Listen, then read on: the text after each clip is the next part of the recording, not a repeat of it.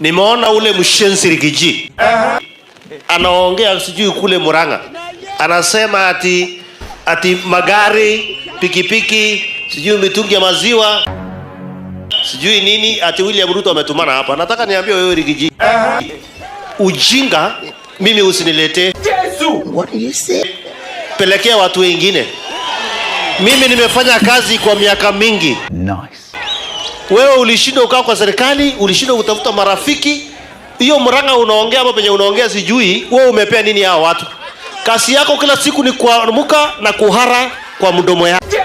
What do you say? Hakuna siku unapanga mambo ya maendeleo. Ulikuwa kwa uongozi kwa mwaka 2. Utuoneshe toilet tulijenga huko Mount Kenya. Utuongeze kazi ulifanya. Sasa naona sasa anaongea maneno mengi ati hivi yote William Ruto ametuma. Kwani William Ruto wako na makende, sisi hatuna makende? Waambie Rigiji waache ujinga na waache ushenzi. Sisi tutafanya kazi, tutafanyia wananchi wetu kazi, tutatembea hiyo Mount Kenya.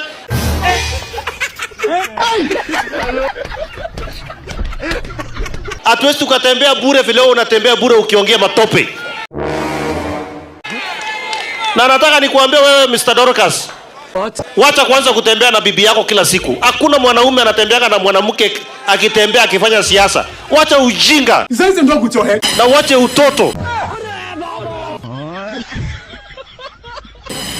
Na hata ikiwezekana tutakuimpeach mara nyingine huko Mount Kenya. Look at you. Naona unazunguka unaongea matope mingi sana. Jesus. Huyu Mbadi amekuja hapa ni waziri wa fedha. Ukiuliza Mbadi hata shilingi moja ya serikali kama iko hapa, yeye mwenyewe ametuletea 1.5 million